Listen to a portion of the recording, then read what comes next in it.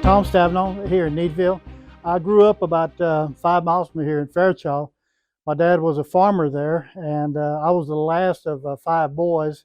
And actually, there was 10 of us in the family, 5 boys, 5 girls, and I was the youngest boy. So when Dad kind of retired, I kind of took over his hay baling operation and tried to farm for a while.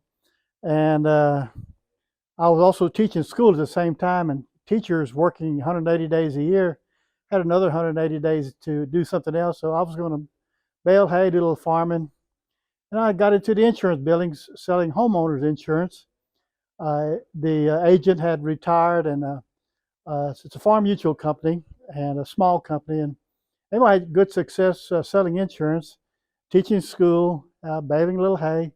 So I had a pretty good, I stayed busy all the time, no doubt. And my dad was a hard worker, so was my mom, and very religious Catholic people. We prayed the rosary at least once a week, and we attended Mass every Sunday. And so somebody asked me years ago if I'm a reborn Christian, and I said, no, my mom and dad made sure I got it right the first go around. So, I guess during the college days, I probably didn't go to church as much as I probably should have.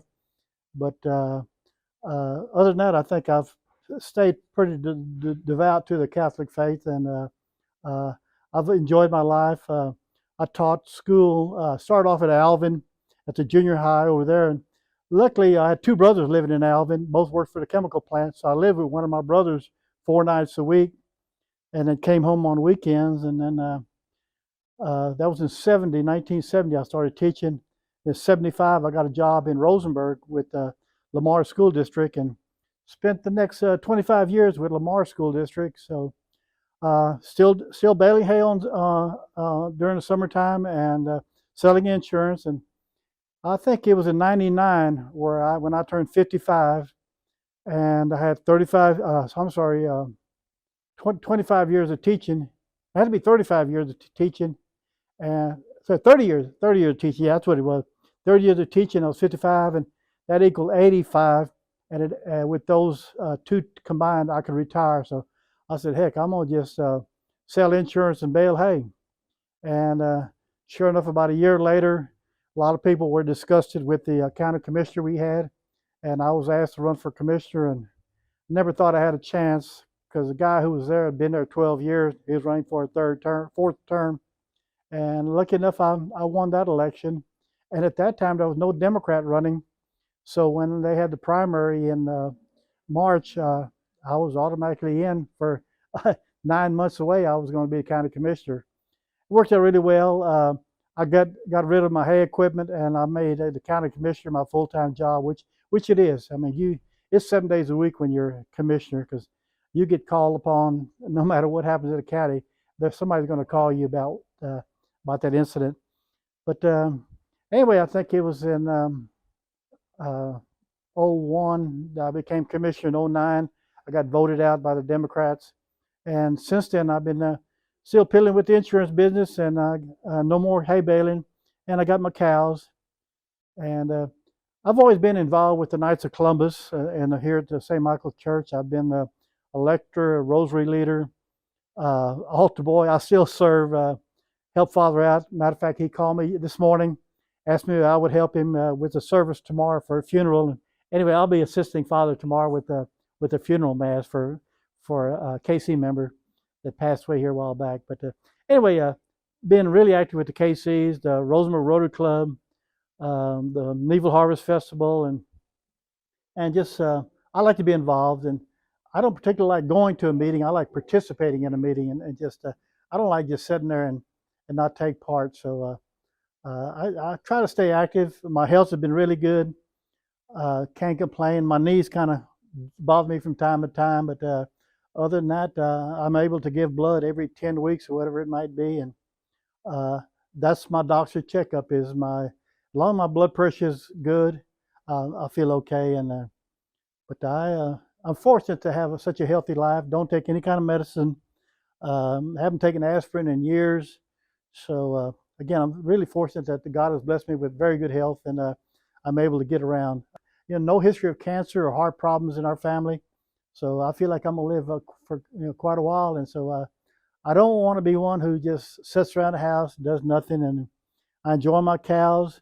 I enjoy deer hunting, fishing, and I want to do a whole lot more traveling in the future. I don't particularly like to fly, but I just want to drive. And I've never been to Amarillo, to Palo Duro Canyon. I haven't been to Missouri, to Branson, Missouri, and there's a couple places I'd like to go to while I'm still able to drive and get around. So, can you talk about why you don't want to just sit around and well, so many of my sit in your friends, chair? yeah, when they retired, they didn't stay that active, and I'm not sure what happened if they got overweight, or they may have had some physical problems already before they retired. But I just want to stay active as I possibly can. My alarm goes off at 6:30, 7 o'clock. I'm having coffee with some buddies of mine, and 8 o'clock I'm usually back at the house, or I may do some running around in the morning, buy some supplies that I might need for that day. But if nothing else, I'm gonna ride the fence line, get on my gator, ride the fence line, and check for loose wires, and maybe do some spraying. And it's kind of slow this time of the year. I don't have to feed the cows any hay right now, and it's slow, so I can concentrate on deer hunting right now. And I haven't got the big one yet, but I'm gonna get him here pretty quick, I hope. Yeah. How has the faith influenced you? Well, I want to go to heaven, like everybody else does, and I feel like I owe it to God to really help him out and do some things on his behalf. And the more I can do for my community, I feel like I'm doing it in God's name. And so that's why I feel like I'm going to do as much as I can while I'm healthy enough, and do things in God's name. And I pray every Sunday at Mass that thank Him for the week that I had, and thank Him for the week that's coming up, and just that thanks for the strength He's given me to be able to do the things I'm able to do right now. For the Mass? Well, yeah, I just again, I don't want to just go to Mass. I want to participate.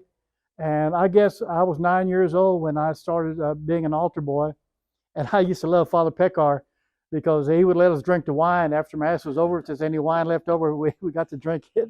But he was a fun priest. I got to ride horses with him, and he was fun. And I guess being an altar boy to start out with, and then later on, after being an altar boy, starts being an lector and being a school teacher.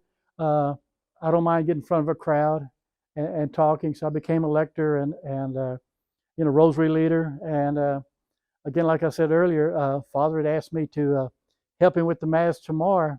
And from time to time at a service, especially at a funeral, if I find out that there's no altar boy to help Father, I'm more than happy to go up there and help him with the incense and put the chalice on the altar and bring the water and wine to the altar. And just again, I want to participate as much as I can and not just sit back and if I sit back, I probably just fall asleep during Mass. So, but participating in a service really means a whole lot to me.